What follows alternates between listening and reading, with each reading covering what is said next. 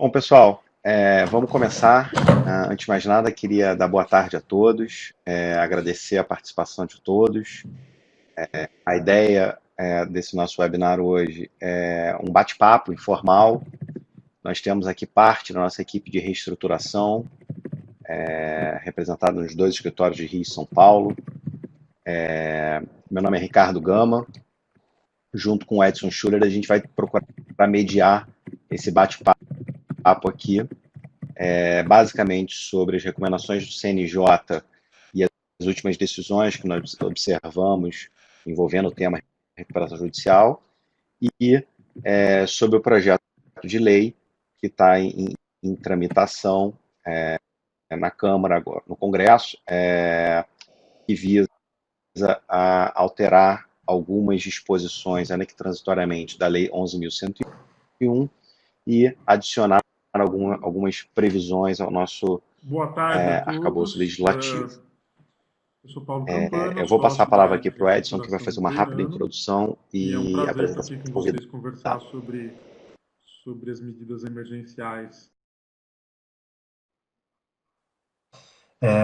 Todo mundo sabe, né, que com essa crise da Covid, né, diversos tribunais tomaram medidas, né, administrativas para tentar minimizar os impactos dos efeitos dessa crise nos processos judiciais. Então a gente viu aí uma série de tribunais de justiça, né, pelo Brasil publicando atos, né, suspendendo prazos processuais, suspendendo audiências, fechando fóruns, né? Isso a gente viu bastante acontecer, mas isso gerou um problema, porque cada tribunal, cada estado tratou isso de forma diferente. Júlia? Então, em alguns estados, você tinha apenas a suspensão dos prazos de processo físico e não de processo eletrônico. Em alguns casos, as audiências foram mantidas, em outros estados, não. Né? Então, a coisa ficou um pouco bagunçada, porque, né, diante da urgência, cada tribunal tomou as medidas que entendia pertinente. E aí a gente teve o CNJ, né, utilizando o seu papel de uniformização, praticando alguns atos importantes, que é o que a Júlia vai falar, que a gente vai comentar aqui melhor. Um deles foi a Resolução 313, né, que suspendeu todos os prazos em âmbito nacional, né, até o dia 30 desse mês, que na verdade acaba sendo até dia 4 de maio, porque sexta-feira, dia 1º é feriado, depois do fim de Júlia? semana, então na prática, né, acabou suspendendo os prazos até o dia 4 de maio. E a gente, além desse ato, né, 313, dessa resolução, o CNJ emitiu algumas recomendações, né, que não têm força vinculante, mas que têm por objetivo também melhor disciplinar essa questão e tentar trazer algum tipo de uniformidade, né, uniformização para as decisões judiciais sobre esse tema. Então é isso que a Júlia vai nos apresentar agora, falando um pouco dos atos do CNJ que têm impacto sobre os processos de recuperação judicial e sobre o direito empresarial como um todo. Isso, Edson, obrigada. Eu acho que a ideia é falar sobre um ato normativo, que é o 2561, que é um ato que trouxe 6 recomendações do CNJ. O público-alvo dessas recomendações são os juízes competentes por processo de recuperação judicial e falência. E essas recomendações elas ficam vigentes pelo período de duração desse decreto de calamidade pública. Então, a ideia é que seja até o final do ano. E aí, são 6 recomendações bem objetivas, né? Então, a primeira a recomendação é que os juízes procurem priorizar análise e decisões sobre levantamento de valores depositados, seja em favor de credores, seja em favor de empresas recuperantes. Em relação a essa recomendação, embora ela pareça um pouco óbvia, né, porque num momento que todo mundo precisa de liquidez, faz sentido que o juiz tenha uma sensibilidade adicional aí para tentar agilizar esse tipo de decisão, acho que essas recomendações do CNJ têm sido observadas e já têm criado algum impacto. Então, a gente tem visto decisões, aqui em São Paulo principalmente, em recuperações judiciais. Teve uma recente agora, no final da semana passada, no caso Abril, que o juiz da segunda vara de falências e recuperações judiciais aqui de São Paulo deu uma ordem para a liberação de valores depositados em processos trabalhistas no valor de cerca de 9 milhões, e inclusive já fez algumas ponderações dizendo que esse valor seria importante para pagamento de algumas obrigações previstas no plano. o juiz não deferiu, não deu uma ordem semelhante em relação às execuções fiscais, por entender que o fisco não está sujeito aos processos de recuperação e por isso não era dado ao juiz entrar nessa seara. A segunda recomendação é a suspensão das assembleias gerais de credores presenciais, nessa ideia de evitar aglomerações, né? O parágrafo único dessa recomendação autoriza a realização de reuniões virtuais em casos urgentes, quando for necessário para a manutenção da atividade empresarial da devedora.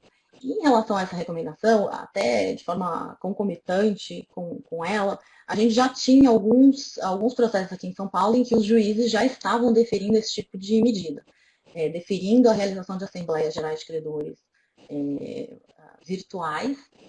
Então, no caso do Odebrecht, isso já foi feito por meio de uma ferramenta que foi a Click Meeting. No caso Ativos, isso já foi feito também no grupo Odebrecht. E embora tenham sido matérias mais simples, o alvo da deliberação nessas assembleias, porque elas só foram suspensas, então não houve uma deliberação sobre o plano, houve sim um ambiente, uma plataforma para debate sobre o plano, e aí uma deliberação dos credores por suspender para uma nova data a assembleia. Isso fluiu bem, então assim, foi uma experiência bem interessante, porque os credores tiveram oportunidade, direito de voz absolutamente assegurado, fizeram várias perguntas, tanto assim que a assembleia acabou sendo um pouco longa. Entre testes e a assembleia, né, e a reunião, no caso do Odebrecht, por exemplo, deu quase 10 horas. Mas no caso de Ativos, por exemplo, que foi um pouco depois, aí as deliberações já foram por aclamação, o que acabou fazendo com que a Assembleia fosse, enfim, pudesse ser suspensa mais rapidamente do que no caso do Odebrecht. Mas, enfim, isso já tem sido feito e aparentemente tem umas ferramentas e aplicativos que permitem fazer assegurando todos os direitos necessários e essa ideia de Assembleia Virtual já era algo que vinha sendo discutido no âmbito de projetos de lei que já estavam tramitando até antes dessa discussão aqui de Covid, né? Em casos menores, a gente tem visto que juízes estão suspendendo e ainda estão aguardando para ver se pode ser feita via, enfim, fisicamente a Assembleia. A terceira recomendação, que acho que faz sentido trazer aqui, é a possibilidade de prorrogação do STEI durante esse prazo, até que seja possível a decisão sobre homologação ou a Assembleia Geral de Credores. Então, já antecipando que durante esse período não será possível fazer as Assembleias de Credores, o CNJ deu essa recomendação para justamente dar algum conforto para os juízes que vão ter que adiar assembleias e aí, portanto, também prorrogar o prazo do stay period. Aí, a quinta recomendação, que enfim, também é coerente com tudo isso, é que os administradores judiciais, mesmo nesse ambiente virtual, continuem a promover fiscalização das atividades das recuperandas, etc., de forma virtual ou remota. E, no caso dos processos eletrônicos também, podendo protocolar normalmente os relatórios e sempre disponibilizar na internet, em seus sites, relatórios mensais de atividades, etc. E aí as últimas duas que eu vou citar, que acho que já tem alguma aderência também com o que a gente vai começar a falar sobre o projeto de lei, é que a quarta, né, considerem autorizar a apresentação do plano de recuperação judicial modificativo, quando for comprovada uma diminuição na capacidade de cumprimento das obrigações em decorrência da pandemia. E aí, considerando também, nos casos concretos, ocorrência de força maior ou caso fortuito. Então, a ideia aqui é que os juízes, ao invés de convolar o processo de recuperação judicial em uma falência, nos casos em que a recuperanda descumpra obrigações previstas no plano, que eles considerem autorizar um aditivo e isso ser deliberado pela Assembleia Geral de Credores. E a sexta, avaliar também com cautela o deferimento de medidas de urgência. Então, por exemplo, para evitar, por exemplo, despejo por falta de pagamento, atos executivos de natureza patrimonial em ações judiciais com obrigações que demandem obrigações inadimplidas durante esse período de calamidade pública. Então, acho que eram essas as 6 recomendações.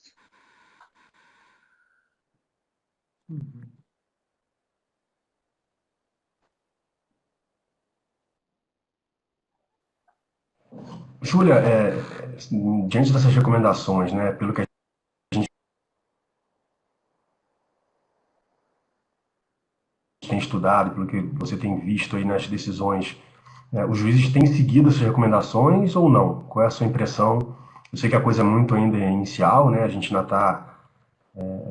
as coisas estão sendo ainda avaliadas e a gente não tem nenhuma certeza. Então, Edson, esse é um ponto super importante, porque apesar das recomendações serem super recentes, né, serem agora de março, desse período de calamidade e Covid, a gente já está vendo muita decisão sobre o assunto, o que de alguma forma corrobora a importância dessas recomendações e delas terem saído tão rápido, porque o CNJ, embora elas sejam recomendações que denotam que houve uma concordância ali entre todos que faziam parte dessa comissão formada pelo CNJ.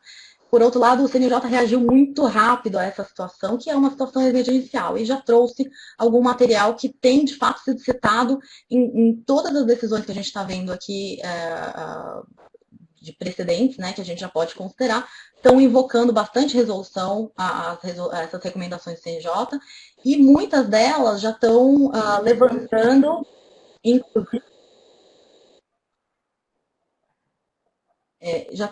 desculpa, Gama, acho que cortou um pouquinho.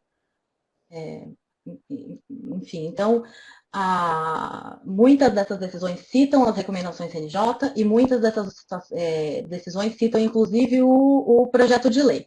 Então, acho que eu vou passar rapidamente alguns precedentes relevantes. Então, no caso Abril, que eu já comentei recentemente, a recuperanda ela pediu prorrogação do prazo de alienação de ativos previstos no plano por 180 dias, prorrogáveis. Pediu prorrogação de prazos de pagamento por 90 dias, também prorrogáveis. Pediu, como eu já comentei, o ofício aos juízes trabalhistas e de execuções fiscais para liberação de valores, nos casos em que houvesse recursos depositados, e pediu também concessão de tutela de urgência para proibir corte de serviços essenciais e suspensão de pagamentos para o uso de uma marca super interessante no caso.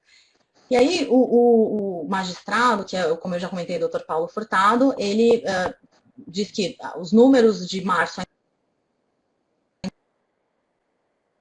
ainda não tinham sido analisados nem pelo AJ, então era muito prematuro esse pedido de suspensão das obrigações já do plano, não havia elementos para definir algo desse tipo, mas ele autorizou a liberação dos depósitos Legal, Júlia, laborais. uma coisa que eu em relação esqueci de falar às despesas correntes, no né, início. então esse fornecimento de energia, etc., o juiz de primeiro grau que se precisa, enfim, decidiu que os seria participantes inviável que uma quiserem suspensão mandar genérica absoluta perguntas de podem mandar pagamento. perguntas.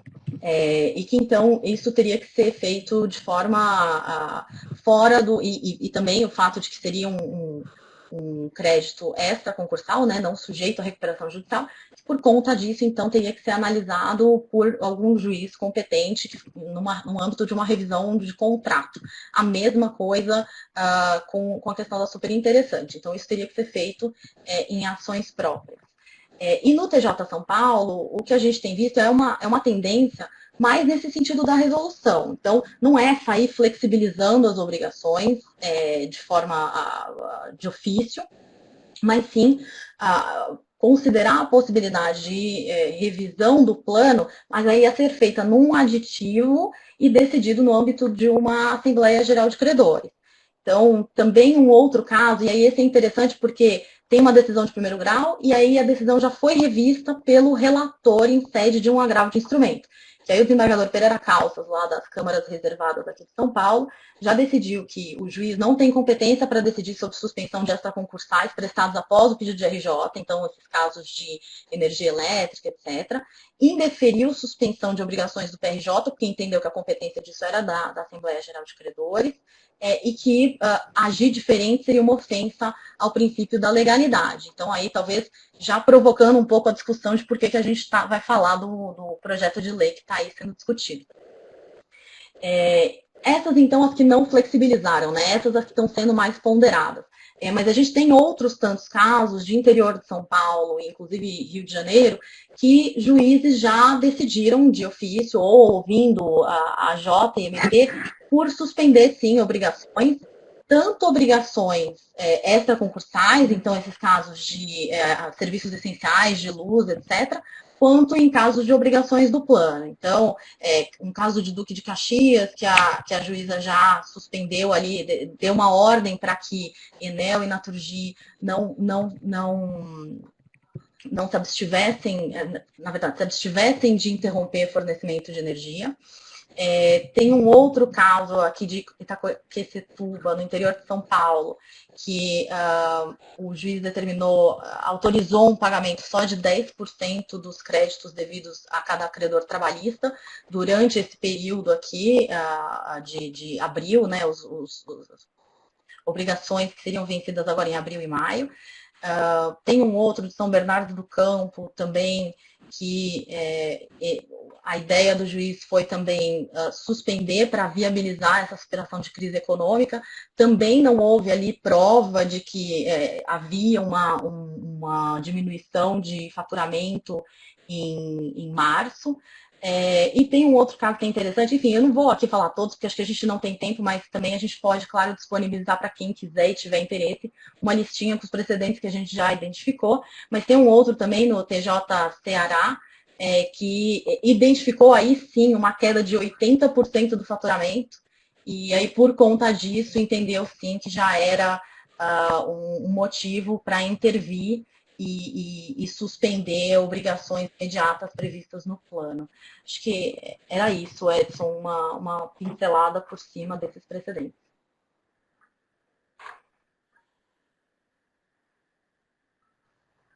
E aí volta, Júlia, naquilo que eu estava falando, que esses precedentes do CNJ são muito importantes, né? E acho que a grande importância deles foi que eles vieram rápido. Né? A gente está falando de uma situação urgente, uma situação que nunca foi vivida, né? Então você não pode ficar esperando 5 meses para sair uma regra ou nem que seja um guideline. Então acho que o CNJ foi muito bem, né, ao tomar essa medida, porque foi a melhor coisa que podia sair naquela velocidade, né? Mas a segurança jurídica fica um pouco prejudicada, porque, como a gente falou, esses precedentes não são vinculantes. E aí eu acho que a gente passa para a segunda parte do nosso webinar, que é falar justamente do PL 1397, né, que aí sim eu acho que é a ideia de vir com um projeto de lei que vai virar lei, e aí sim você tem uma regra mandatória, né, atingindo todos os participantes disso de forma igual. Então, acho que a gente pode avançar para o nosso segundo passo. Vou passar a palavra para o Ricardo, que agora a gente vai falar sobre o PL 1397. Então, eu vou passar a palavra para o Paulo. E aí o Ricardo vai fazer uma introdução, mas o Paulo acho que já pode Muito bem. adiantar o assunto. A gente falou um pouquinho das recomendações do CNJ, né? A gente vê que o judiciário está muito atento e muito sensível às questões trazidas pela crise do coronavírus e tem atendido, em certa medida, a determinadas demandas que as empresas estão apresentando. As recomendações do CNJ vieram no momento oportuno, porque elas permitem e elas dão respaldo para o judiciário decidir, para o judiciário tomar decisões que muitas vezes não estão previstas em lei. Então, são recomendações importantes nesse sentido.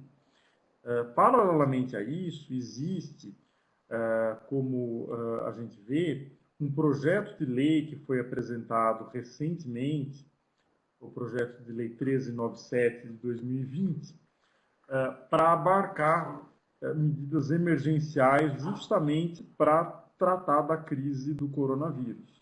Esse projeto de lei é diferente do projeto de lei que vinha sendo discutido desde o ano passado, que é o projeto 6229 de 2005. Esse projeto 6229 de 2005, a gente imaginava que ele seria aprovado até o ano passado e prevê uma reforma ampla da Lei 11.101, mas ainda não foi aprovado. E por conta da crise do coronavírus, existe um outro projeto que prevê medidas emergenciais que deve ser aprovado, deve ser discutido pelo menos em caráter de urgência ainda mais rapidamente que o 6229, foi passado na frente. Esse projeto 1397, ele inclui medidas que haviam sido incluídas originalmente no projeto 6229 de 2005, justamente para tratar da crise do coronavírus em caráter emergencial, e foram destacadas do projeto 6229 para comporem uma lei diferente, um projeto de lei diferente, mais curto, mas que pudesse ser aprovado com maior velocidade pelo Legislativo. Esse projeto foi apresentado agora, no comecinho de abril, pelo deputado Hugo Leal, que é o mesmo deputado que propôs o projeto 6229, de 2005, e ele se encontra agora, foi feito um pedido para tramitação de urgência no projeto, mas não existe ainda uma data definida para ele ser discutido na Câmara, mas ele pode vir a ser discutido muito rapidamente, né? Essa é que é a intenção, justamente porque o projeto prevê medidas emergenciais para serem implementadas durante a crise e até o final do ano. A previsão é que essas medidas previstas no projeto 1397 de 2020 sejam vigentes, sejam válidas até dezembro de 2020 e percam a vigência a partir de então. Né? Então, são medidas efetivamente temporárias e de urgência. Né? Dentre essas medidas, eu não sei se, por favor, se vocês quiserem fazer algum comentário, sintam-se à vontade. O projeto é dividido em basicamente duas partes.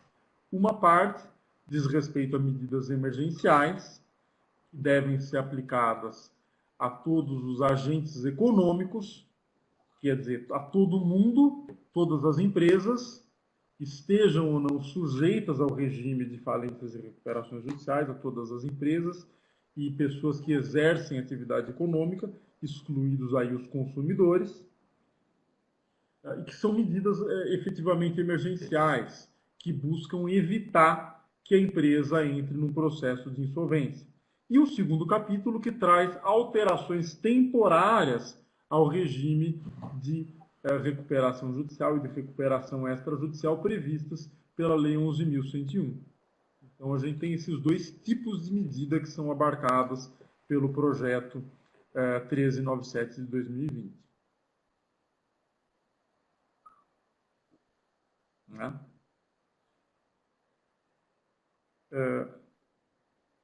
Uma primeira medida que é prevista por esse projeto é uma suspensão automática, a partir da vigência da lei, uma suspensão automática das execuções relativas a dívidas que se vencem a partir do dia 20 de março, pelo período de 60 dias, para que os devedores possam ter um prazo para negociar com os credores e resolver a situação sem que seja necessário recurso a um processo de insolvência. É um prazo que a lei prevê que credores e devedores podem sentar e negociar para ver se eles conseguem resolver a situação.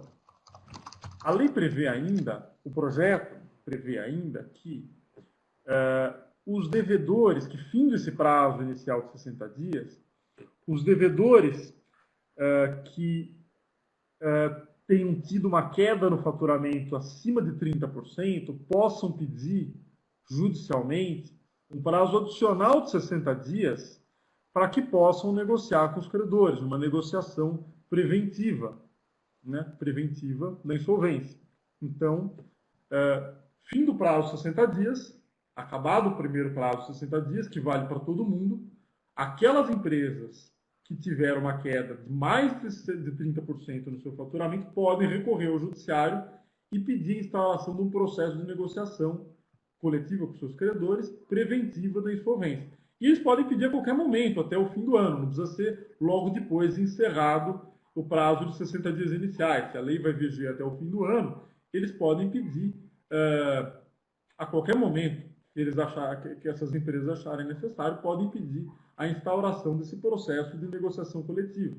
Esse processo é nomeado negociador e, a partir daí, o devedor vai sentar com seus credores, talvez com auxílio do negociador, para negociar o pagamento das dívidas, e os credores não são obrigados, não existe nenhum mecanismo de vinculação de credores dissidentes. As partes são livres para aderir ou não a esse processo de negociação coletiva. Pode dar certo ou pode não dar certo. Caso não dê certo, a empresa vai poder recorrer aos processos de recuperação judicial e de recuperação extrajudicial que já são previstos pela Lei 11.101. E caso elas o façam, né, caso a empresa precise pedir uma recuperação judicial depois, se a negociação preventiva não for bem sucedida, o prazo de 60 dias vai ser descontado do prazo de suspensão das execuções em 180 dias que a empresa tem. Quer dizer, a empresa pedindo uma recuperação judicial depois da negociação coletiva, ela vai ter 120 dias para negociar o plano. Então é isso que diz a lei, mas é claro que há a possibilidade de extensão desse prazo pelo judiciário. Oi, por favor. Só para deixar claro, né? O que vai ser aquela suspensão automática, que são os primeiros 60 dias, valem para todos, independente de recorrerem ou não ao judiciário. O que vai ser descontado vão ser os 120 dias, caso a pessoa passe pela suspensão automática mais a negociação preventiva, ou você acha que vão ser só os 60 dias da negociação preventiva que devem ser descontados? Só os 60 dias. Só os 60 dias, porque os da negociação preventiva, né? Valem para todo mundo. Isso. E até porque pode haver a suspensão automática de 60 dias, a empresa pode não precisar da negociação coletiva imediatamente, mas depois de 2 meses ela pode sentir a necessidade dessa negociação coletiva e pedir esse prazo de 60 dias. O prazo, só esse prazo de 60 dias vai ser descontado do prazo de 180 dias, e ainda assim existe a possibilidade que, fim do prazo da recuperação judicial, o juiz conceda prazos adicionais, como já é comum hoje, né? Isso. E uma coisa que eu queria ouvir também um pouco a opinião da Márcia, voltando um pouco aqui no artigo 3º do projeto de lei, né, da suspensão. Eu acho que uma coisa que está, enfim, muita gente está preocupada, especialmente o inciso 1 do parágrafo 1º, né, que suspende na vigência dos períodos mencionados lá do artigo 4º e 5º, que são da suspensão automática e da negociação preventiva, suspende a realização de discussão judicial ou extrajudicial das garantias reais, fiduciárias, fidejussórias e de coobrigações. Márcia, como é que você acha que o judiciário vai ver essa suspensão? Vai suspender de todos os processos? Você acha que são só das dívidas referentes ao período pós 20 de março?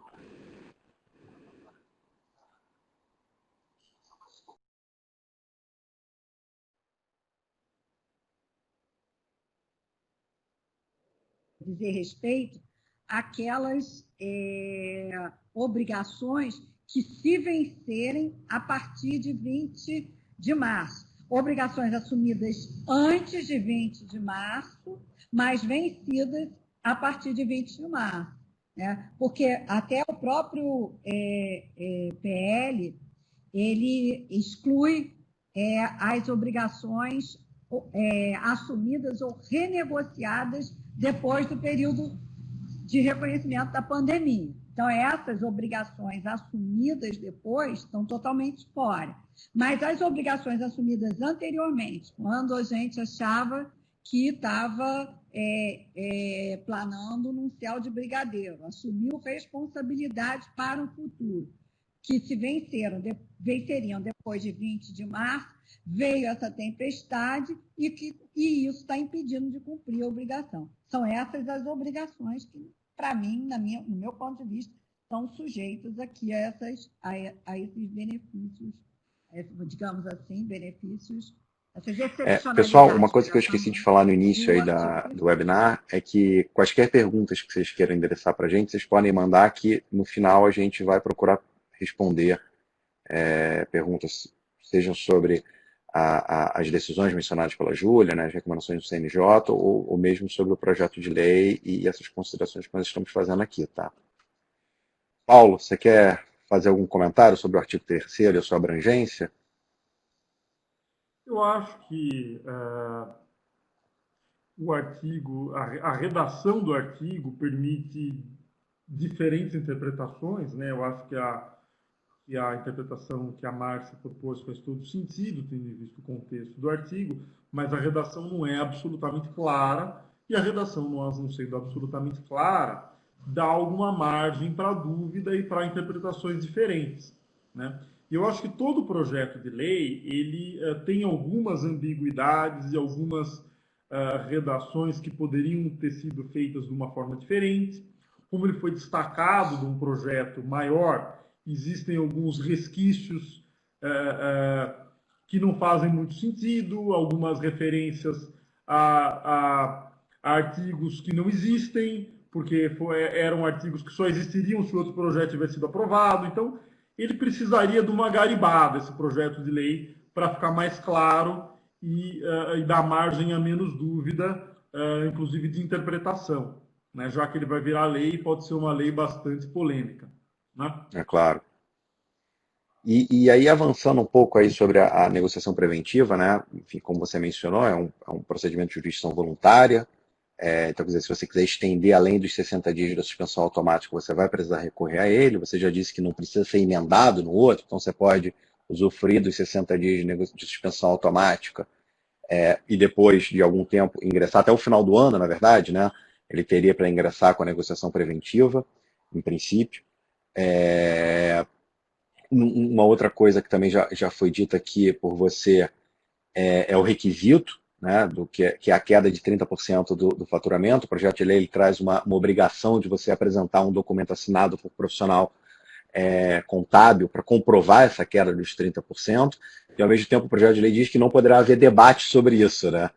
Então eu achei isso curioso, porque ele basicamente está dizendo, me traz uma declaração de um contador que basta e a gente vai abrir a negociação preventiva. Me parece que o projeto de lei não dá margem para que se questione essa queda dos 30%, né, Paulo? E Márcia, vocês concordam? Vocês veem alguma margem para alguém tentar questionar o enquadramento de uma determinada situação na negociação preventiva? Olha, eu acho... Por favor. Eu acho que sim, porque esse de legitimidade para fazer o... Não é... O que eu acho que o projeto quer impedir é discussões de validade, de cláusulas, desse tipo de questionamentos judiciais. Na verdade, o juiz aí ele vai atuar administrativamente, né? Porque é um procedimento de jurisdição voluntária, não vai ter valoração de absolutamente nada. Então, como esse é praticamente o único requisito de legitimidade, tirando o que diz o artigo 1º, eu acho que a parte contrária pode dizer sim, não, olha, essa declaração aí não é válida por isso ou por aquilo, não está comprovado aquilo ou aquilo outro. Embora seja uma alegação complicada, porque se basta a declaração do contador do cara que o faturamento dele caiu, né, não se exige nem uma demonstração de uma prova disso, mas eu acho que como é um requisito formal de admissibilidade do procedimento de jurisdição voluntária, ele pode ser questionado, sim. Inclusive, o juiz pode não aceitar aquela declaração. De qualquer forma, eu acho que a gente está falando num prazo muito curto, né? Se a negociação vai ser suspensa só, se as execuções vão ser suspensas só por 60 dias, né?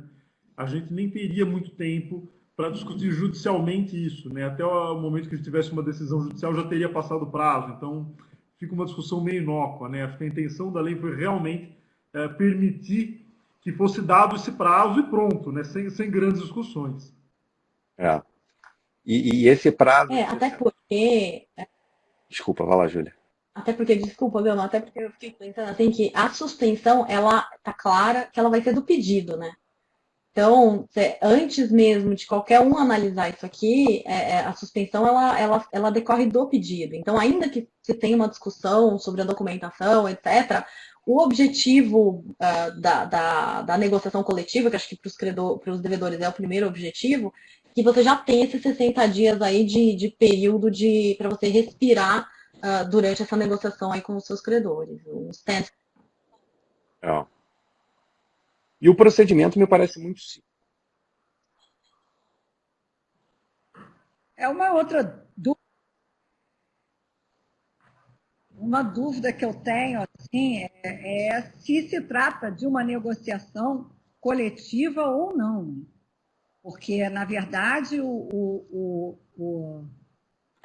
projeto ele fala numa negociação preventiva, mas ele não diz que eu vou ter que abranger nessa negociação todos os meus devedores, eventualmente sujeitos a uma recuperação judicial posterior ou não, ou uma recuperação extrajudicial ou não.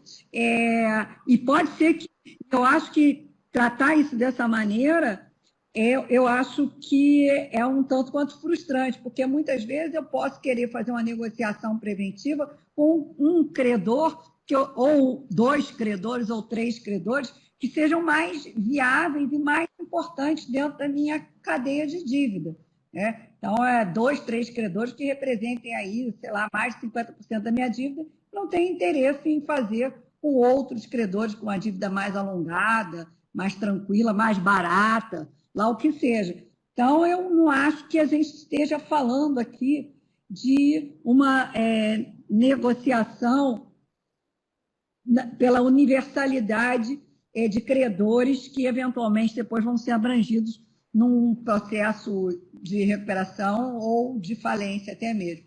E eu acho que, embora a lei dê o projeto, melhor dizendo, deu uma dica de uma interpretação diferente quando ele fala na possibilidade de se abater esse prazo de 60 dias do prazo de 180 dias.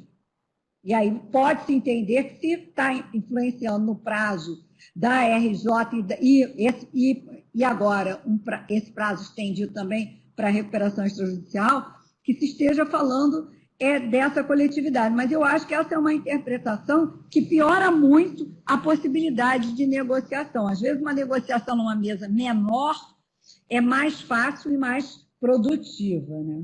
E aí esse seria um risco que o devedor estaria correndo. Eu vou negociar com dois ou três, mas vou saber que lá na frente, se eu pedir uma RJ ou uma recuperação extrajudicial, eu só vou ter a suspensão do prazo em relação aos demais credores, abatido esse prazo de 120 dias. Me parece que é uma coisa mais razoável, mas no campo prático, né, vendo isso atuar ali na prática do judiciário, é o que me parece mais plausível. Bom, entrando aqui um pouco no procedimento, o Paulo já deu uma pincelada na questão do negociador, que é facultativo, né, o devedor pode ou não pode pedir a participação de um negociador nessa mesa. A adesão à própria negociação também é facultativa por parte dos credores, né? Paulo, você acha, uma coisa que deu discussão aqui, né, entre a gente é a questão do prazo, né, dos 60 dias. Eu acho que a lei deixa muito claro que a ideia é que esse prazo não seja prorrogado. A lei fala que o projeto de lei diz que o prazo é improrrogável e ainda coloca uma sanção quase à parte que tentar prorrogá-lo ao dizer que qualquer pedido de prorrogação será recebido como um pedido de recuperação judicial, né? O que você acha? Você acha que isso faz sentido? Você acha que deveria haver algum tipo de permissão para o prolongamento desse prazo de 60 dias?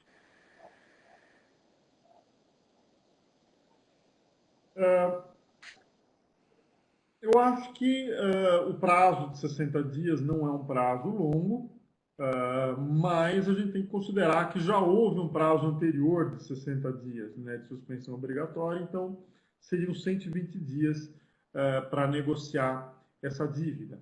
Né? Se houver necessidade, o devedor poderia pedir uma recuperação judicial para estender esse prazo ainda mais. Né? Claro que a gente, falando de prazos, né, é muito difícil a gente avaliar, né? Porque em alguns casos 60 dias pode ser suficiente, em outros casos pode ser insuficiente, né? Depende da companhia, depende da dívida, depende dos credores, depende do perfil de cada um, depende do perfil de endividamento. Então, acho que não existe uma resposta única para isso. 60 dias pode ser ou pode não ser um prazo adequado, né?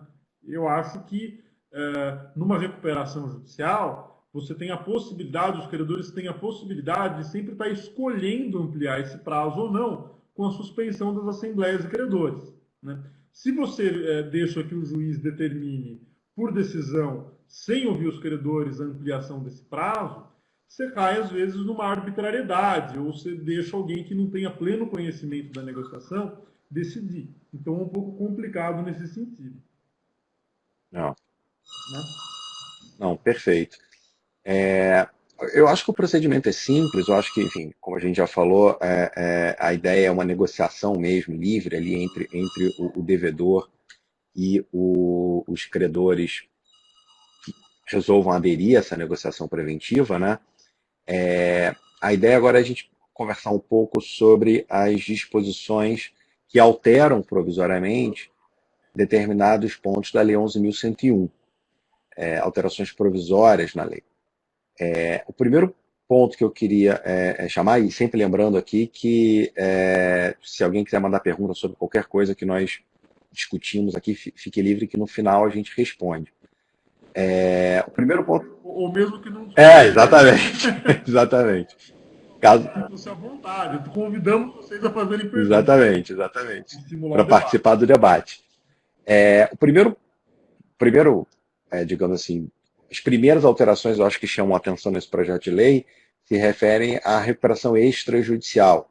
Eu acho que existe uma tentativa aqui clara por parte do deputado Lugal, das pessoas que estão assessorando ele com a elaboração desse projeto de lei, de estimular mais a recuperação extrajudicial, de fazer com que as empresas recorram mais à recuperação extrajudicial. Se você, Paulo, puder dar uma pincelada aí para a gente nas principais alterações que o projeto de lei está propondo com relação à recuperação extrajudicial? Eu acho que sim. A recuperação extrajudicial é um processo que pode ser muito importante, muito relevante e que é muito pouco utilizada hoje, né? Então, o projeto, o 6229, já tem alterações que buscam estimular o uso da recuperação extrajudicial e o projeto 1397 traz algumas disposições que buscam também estimular a utilização desse processo. Uma das questões que ela traz é a possibilidade do devedor apresentar um plano de recuperação extrajudicial aprovado por um terço dos credores, Hoje, na lei, como a gente sabe, a recuperação extrajudicial é um processo que o devedor propõe um plano já aprovado por 60% dos credores afetados. Então, é um processo que começa com o plano aprovado. O devedor chega para o juiz e apresenta o plano aprovado. Existem algumas dificuldades na utilização do processo de recuperação extrajudicial, e uma delas é o fato de que, antes do processo, o devedor precisa negociar o plano. Para ele sentar na mesa com os credores e negociar o plano, sem que ninguém fique sabendo, às vezes é difícil, porque ele não tem a suspensão dos processos para protegê-lo durante essa negociação. Uma das coisas que o projeto faz, que endereça em parte essa questão, é a possibilidade do devedor apresentar um plano de recuperação extrajudicial já aprovado por um terço dos credores, um quórum muito menor, e dando a possibilidade do devedor completar o quórum em 90 dias. Certo? Então, ele ganha aí uma possibilidade de conseguir mais adesões durante esses 90 dias. Facilita o trabalho dele em obter essas adesões. Outra questão que a lei traz é a redução do quórum durante esse período temporário. Hoje é de 60%. A lei traz uma redução para 50%. Quer dizer, hoje você precisa de uma maioria qualificada de mais de 60% do total de créditos. Você passa a ter uma maioria menor, uma maioria simples de 50% do total de créditos sujeitos ao plano. Então, você facilita também a utilização do procedimento de recuperação extrajudicial com essas alterações. Tem um ponto também, eu acho que é importante, e eu vou passar a palavra para a Márcia, porque eu sei que a Márcia tem uma experiência, ela gosta da recuperação institucional, pelo que eu entendo, mas ela teve, como juíza, viu muito poucas. Eu acho que você explicou um pouco o porquê disso, né? Tem um outro ponto, eu acho que é importante, o projeto de lei, que permite a inclusão de créditos trabalhistas também na recuperação extrajudicial, né? E, dependendo da situação da empresa, pode ser um estímulo, digamos assim, um fator decisivo para ela optar pela extrajudicial ou não, né? Márcia, gostaria muito de ouvir sua opinião.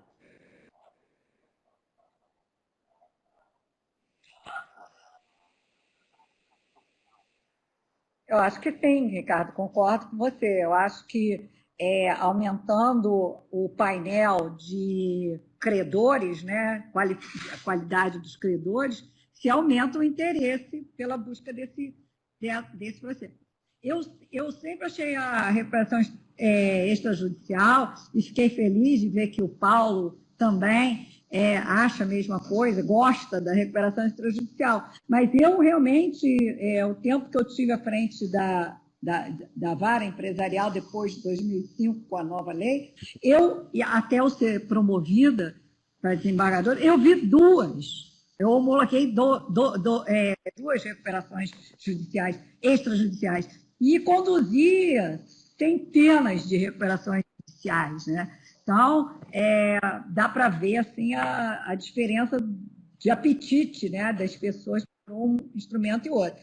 Agora, o Paulo me diz aí, que eu fiquei feliz, que parece que tem aumentado aí o apetite pela extrajudicial. E esse projeto, esse PL aqui, ele está dando alguns ingredientes, né, que é aumentar o espectro de atores, né, sujeitos, e deixar já marcado na própria legislação a possibilidade da suspensão do prazo do artigo 6º da 11.101, que é o grande atrativo nessa história toda, né, que é aquele período para o cara dar aquela respirada e tentar minimamente colocar a vida dele em dia para conseguir suportar o peso do próprio processo de recuperação. Tá? E outra medida também é interessante, mas aí é para as duas recuperações, né, tanto a judicial quanto a extra, é a suspensão da decretação da falência pelo descumprimento do plano. Né? Também, nesse período Isso, o projeto de lei traz aqui. Outra medida.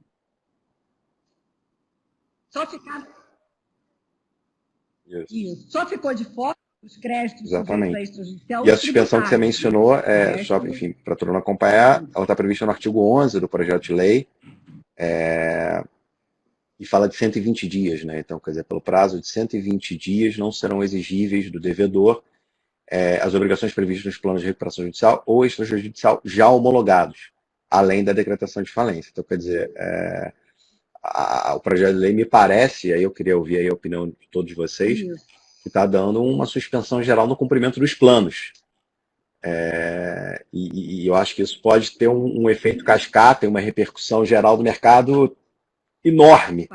Eu queria ouvir aí a opinião de todos, Júlia, Paulo, Márcia, Edson, enfim, o que vocês acham? Eu sempre, já vou dar aqui meu pitaco, eu sempre tenho um pé atrás nessas generalidades da lei, né? Tratando todos os planos de forma igual, então, quer dizer, todas as obrigações dos planos aprovados. Eu acho que o legislador ele não tem visibilidade de onde isso pode alcançar e o que isso pode representar para o mercado como um todo. Gostaria de ouvir a opinião de todos. E eu acho que um pouco além disso, o que a lei faz, a lei ela dá essa carência de 120 dias e ela permite que, neste prazo, o devedor apresente um novo plano de recuperação, né, incluindo dívidas contraídas depois do ajuizamento da recuperação judicial. Então, vamos supor que tem um novo financiador que deu dinheiro para a companhia depois do ajuizamento do pedido. Esse cara que só deu dinheiro porque ele estava fora da recuperação judicial vai passar a estar incluído pelo plano, né?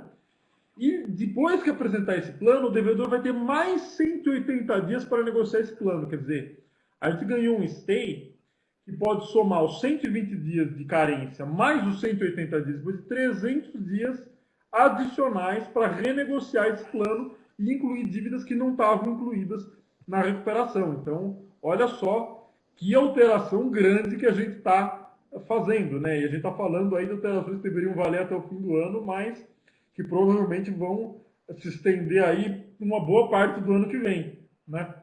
É.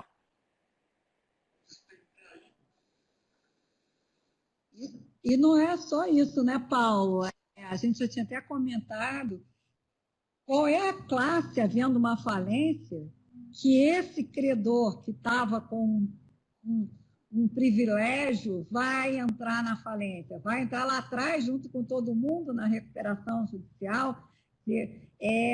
Aquelas garantias que esse credor, que esse credor financiador da própria recuperação que já estava acontecendo, ou seja, a recuperação só estava acontecendo porque ele estava ali injetando. De repente, ele é arrastado para uma recuperação judicial que vai jogá-lo não, se essa recuperação não tiver sucesso, vai jogá-lo numa falência, numa condição de credor, às vezes quirografário, sei lá, sem nenhum privilégio, né?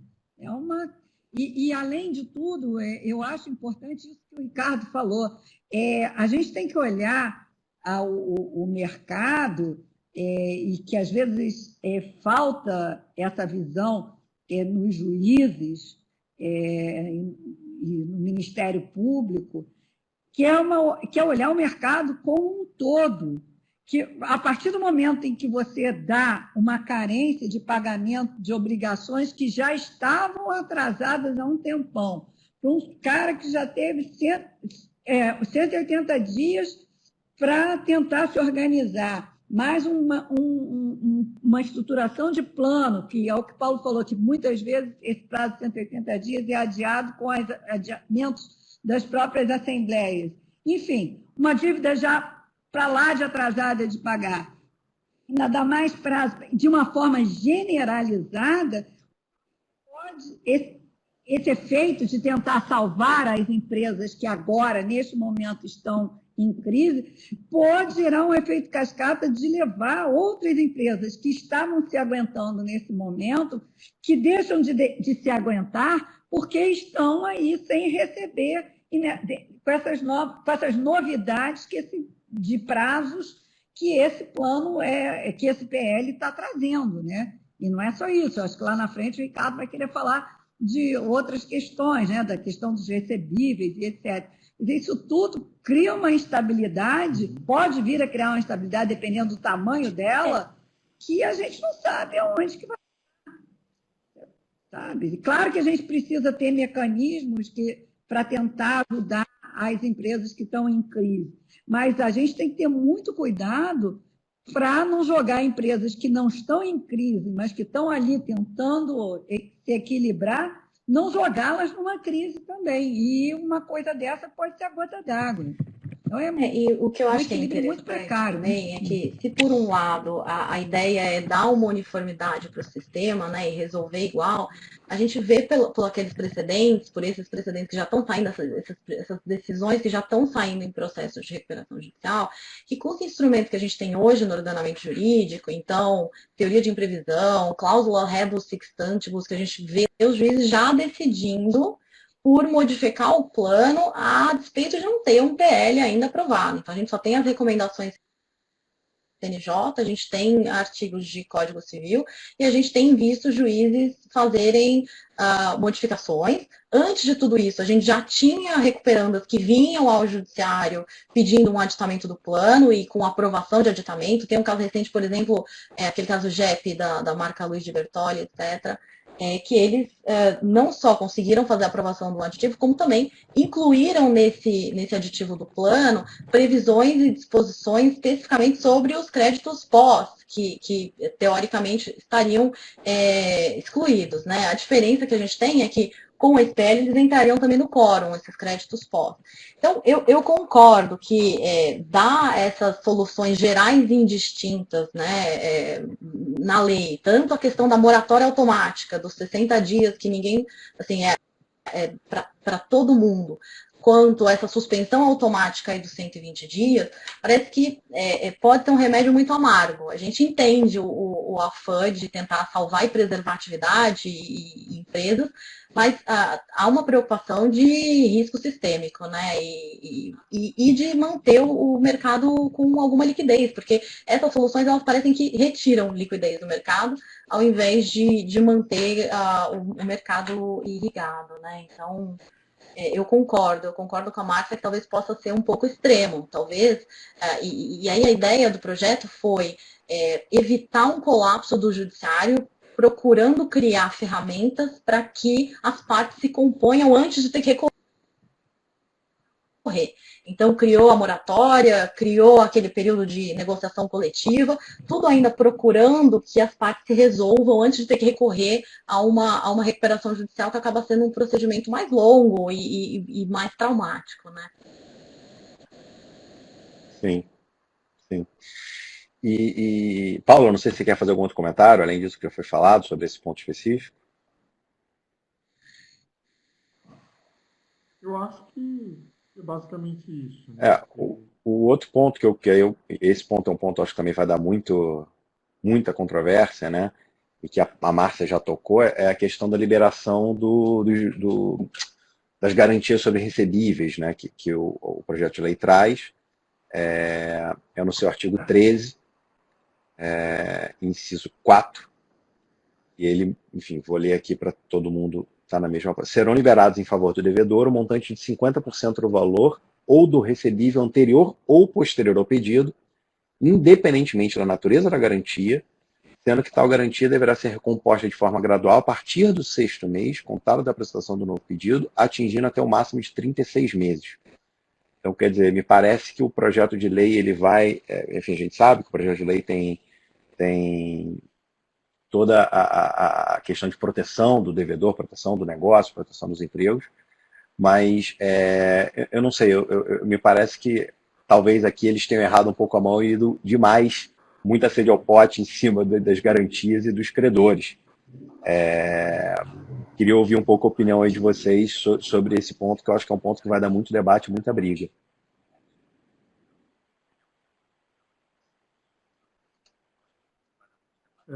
Eu acho que existe essa questão, existe uma outra questão correlata, que eu acho que está um pouco nas entrelinhas, que o projeto suspende a aplicação do artigo 49, parágrafo 1º. O que é o artigo 49, parágrafo 1º? O artigo 49, parágrafo 1º que diz que os direitos contra os coobrigados e devedores solidários permanecem em vigor. Quer dizer, a lei está protegendo também os avalistas, né? Ela fala que os avalistas vão poder ser liberados pelo plano de recuperação judicial. Quer dizer, essas duas disposições tiram garantias que hoje não podem ser tiradas pela recuperação judicial, né? Eu acho que isso é muito importante trazer em discussão, porque essas medidas, eu acho que elas transcendem a própria crise do coronavírus, né? Essas medidas elas teriam que ser discutidas num projeto mais amplo, né? Ou a lei protege essas pessoas, ou ela não protege essas pessoas, né? Não é uma questão da crise, né? Você liberar os avalistas não é uma questão que vai ser resolvida, que deve ser resolvida só no momento da crise. Ou você trata as questões de uma forma macro, ou você tem que endereçar isso de forma geral, né? Não é que os coobrigados têm que ser liberados só na crise, né? Ou você libera eles, ou você não libera eles, né? Sim. Não tinha que estar aí esse artigo. É porque ou é uma questão de jurídico, você novou a dívida e a garantia cai, ou não, né? Realmente, o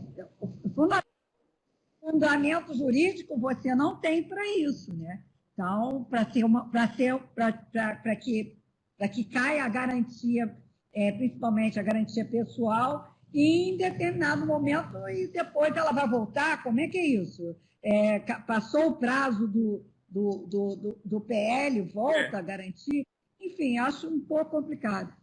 E sobre os recebíveis, que sempre foi uma coisa que me incomodou muito, essa história de liberar recebível, porque quando esses recebíveis eles são um desconto, né? O antigo desconto de duplicata e tal. Quer dizer, o sujeito recebe uma vez e dá aquele título como para o outro se receber, praticamente é uma dação de pagamento. E aí, não, olha, você vai receber 2 vezes. Recebeu do banco e agora vai receber do devedor original, o título do recebível. Além disso, a gente tem aí uma questão que é um anseio da sociedade como um todo, que é baixar a taxa de juros. E você não consegue baixar a taxa de juros se você não tem defesa contra a inadimplência. Você tem uma inadimplência elevada e ainda por cima não tem socorro contra a inadimplência, que é o caso dos recebíveis e das garantias. Então, quando você ataca as garantias de contratos, principalmente contratos financeiros, você tem que estar sabendo que você está prejudicando a sociedade como um todo, porque você está dificultando que se baixem os juros, baixe o spread, né? A gente tem aí uma Selic baixíssima e uma taxa comercial de juros altíssima. E é lógico que talvez tenha outras coisas envolvidas nisso, mas pelo menos você consegue manter vivo o argumento das instituições financeiras de que o problema é a inadimplência, né? Elevada. Júlia, você queria fazer um comentário nesse ponto? Nesse ponto das garantias, acho que é interessante que assim, a gente já tem, né, assim, antes de Covid, antes de qualquer coisa, a gente já tem alguns estados, aqui em São Paulo acho que é mais difícil, mas a gente tem, por exemplo, Rio de Janeiro, eles já fazem essa flexibilização de garantias, né? Então, assim, claro que, de novo, acho que mais uma vez aqui o projeto não. A gente está falando uma regra que vai ser geral e restrita, ninguém vai perguntar a situação, o caso concreto e vai se aplicar a todos. Então, pode realmente causar distorções. Então, eu concordo que tem algumas coisas nesse projeto que parecem muito extremas. Eu gosto das previsões a respeito de R extra, da recuperação extrajudicial, porque eu acho que realmente ela alivia, eu acho que os propósitos aqui desse PL, que um deles é tentar evitar o colapso do judiciário, acho que ajudaria muito. Mas por conta da urgência que a gente está buscando aprovar esse projeto de lei, talvez fosse mais ponderado que se excluíssem esses dispositivos que causam mais discussão, né? Então, essa moratória automática, esses outros.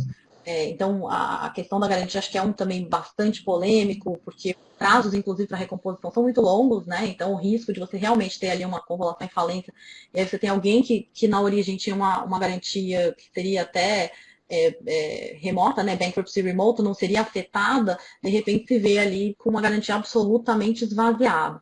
Então, é difícil compatibilizar realmente essas disposições. Acho que são muito, muito polêmicas e para aprovar num toque de caixa. Então, acho que realmente demanda um pouquinho mais de discussão. Talvez fosse o caso de ficar numas disposições que já são boas e parecem que já trariam algum alívio para o sistema.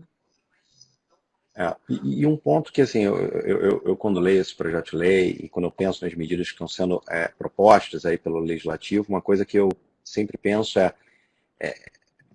eles estão preocupados com o alívio imediato dos devedores. Me parece que eles não estão pensando no sistema como um todo. Tocando um pouco no que a Márcia falou também, né?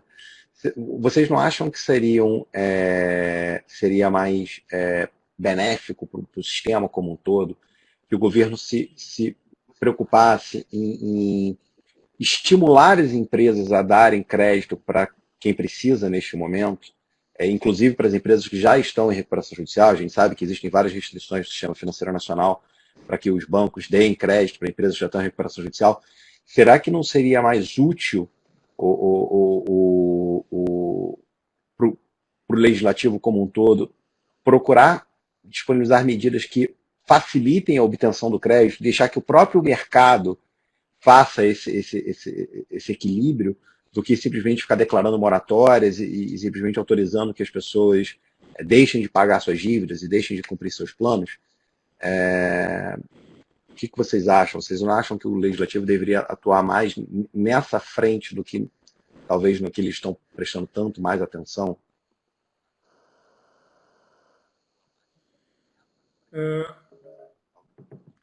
É uma questão complicada, eu acho. Né? Os países eles estão adotando medidas diferentes também para lidar com a crise, mas o Estado poderia, sem dúvida, adotar medidas mais macroeconômicas, né, que visassem evitar a crise ou tirar as pessoas, as empresas da crise, em vez de endereçar apenas empresas, questões relativas somente a empresas que estão em processos de recuperação judicial.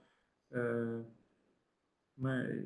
Enfim, existem outras medidas a serem tomadas. Não que outros países também não estejam adotando medidas que muitas vezes são parecidas até com as brasileiras. Né?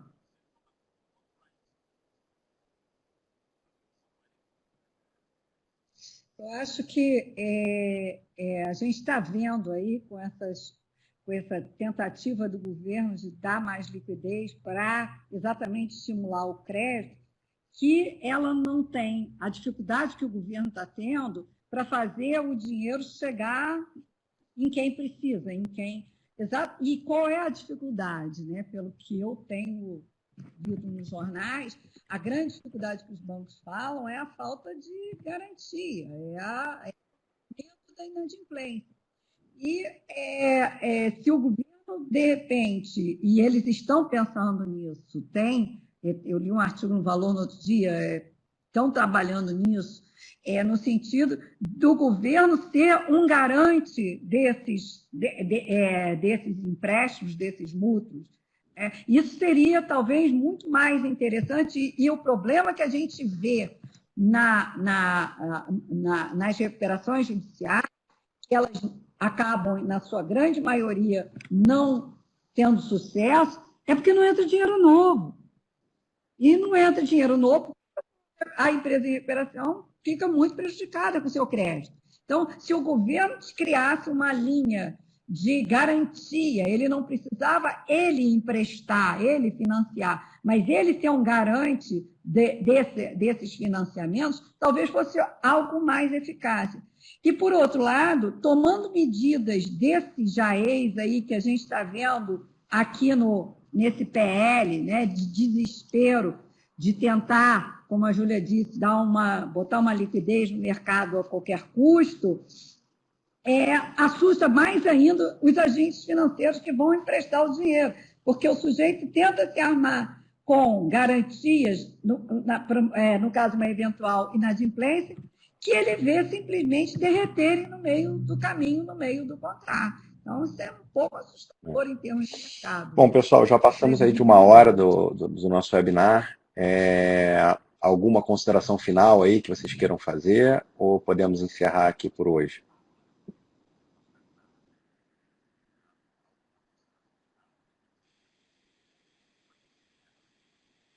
Alguém tem alguma pergunta? Eu acho que é interessante ouvir perguntas e talvez, Paulo, comentar um pouquinho sobre o status, né? Porque acho que a gente falou bastante do projeto de lei, mas a perspectiva efetiva de que ele esteja produzindo efeitos ainda deve demorar um pouco. A gente tem visto muito debate em torno desses artigos aí do projeto que a gente comentou aqui, que tem causado muito debate.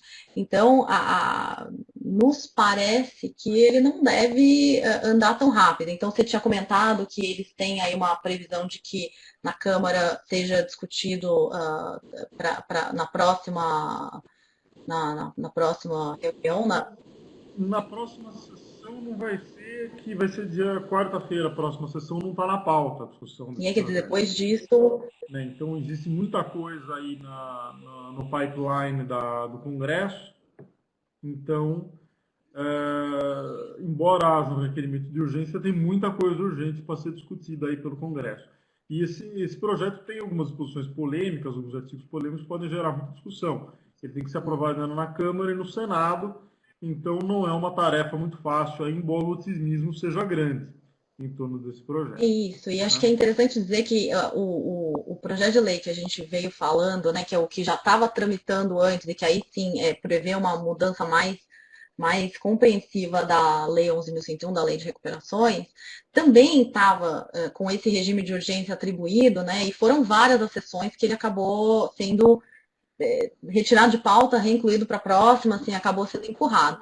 Claro que aqui a gente tem uma situação diferente, a pandemia, está todo mundo sensível e preocupado com as recuperações judiciais e falências, mas acho que também não é algo tão imediato. E por isso talvez fica a provocação de talvez tentar simplificar um pouquinho o projeto, tirar essas mais polêmicas aí e seguir em frente com uma versão talvez mais resumida.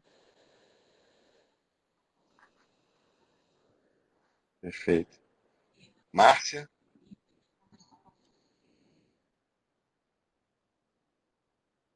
Mais ou menos com contratos cíveis, né?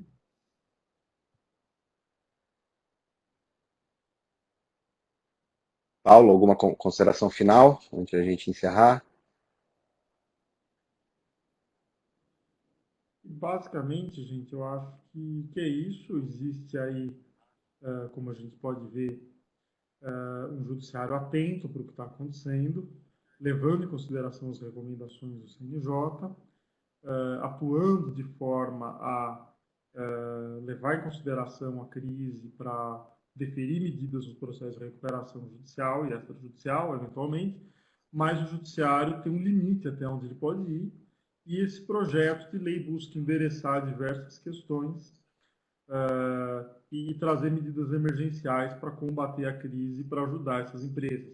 Se essas medidas são realmente eficazes, se elas são se o remédio é pior do que a doença, a gente só vai saber, a gente não sabe, né? A gente não tem elementos para saber, a gente só pode discutir, né?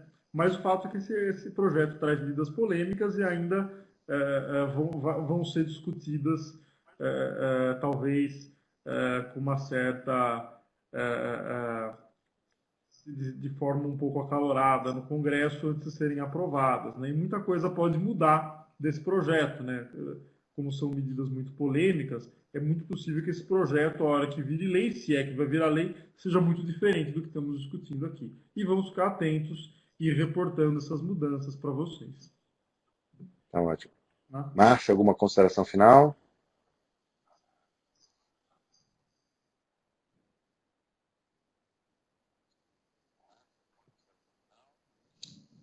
Não, eu só gostei do que a Júlia falou, e que me impressiona, um projeto que pode trazer consequências tão graves, tão profundas na sociedade, o risco dele ser discutido com tanta rapidez, até porque é necessário que ou ele vai ser discutido com rapidez, ou ele não vai servir para coisa nenhuma. Então, gostei dessa observação dela, realmente. Enfim, eu vou dar uma pincelada aqui só na minha consideração final, depois eu vou perguntar se tem uma consideração final para a gente encerrar. Uma outra coisa que eu acho que é importante é que a gente está olhando esse projeto de lei individualmente, mas a gente tem que lembrar que existe um outro projeto de lei que está inclusive mais adiantado, que é o 1179, e que me parece que, em alguma maneira, eles são até contraditórios, porque quando você olha o 1179, ele diz que a pandemia é um evento de força maior, mas ele diz que você não pode usar a pandemia para tentar renegociar, digamos, diversos contratos, até mesmo resolver contratos, com base em variação de câmbio, com base em variação de inflação, com uma série de consequências que a gente está vivenciando aí no dia a dia, né? E o projeto de lei, o 1179, ele está afastando isso como motivo de revisão do contrato. E, ao mesmo tempo, a gente tem um projeto de lei que está dizendo que, no âmbito da recuperação judicial ou no âmbito da insolvência, isso tudo deve ser levado em consideração, inclusive, uma moratória genérica. Então, da mesma forma que eu tenho críticas ao 1179, a forma como ele está tratando aqui, eu acho que aqui, como eu falei durante o webinar, eu acho que essas regras gerais, sempre, você nunca consegue ver aonde isso vai alcançar, e você não consegue, no momento que você está tramitando, e como vocês bem falaram, uma questão de urgência, de uma forma tão célere assim, o alcance que essas medidas podem tomar. Então, eu acho que a gente vai ver muita discussão no judiciário, muitos questionamentos aí, inclusive, de constitucionalidade de algumas medidas que a gente está vendo nesses projetos de lei. Edson, alguma consideração final? Vocês estão me ouvindo bem? Sim, sim. Eu tive um problema com o áudio aqui. Acho que minha consideração final é que muitas vezes, né, até nesse mundo polarizado que a gente vive hoje, a gente tende sempre a contrastar duas coisas, né? Então, de um lado o credor, de outro lado o devedor.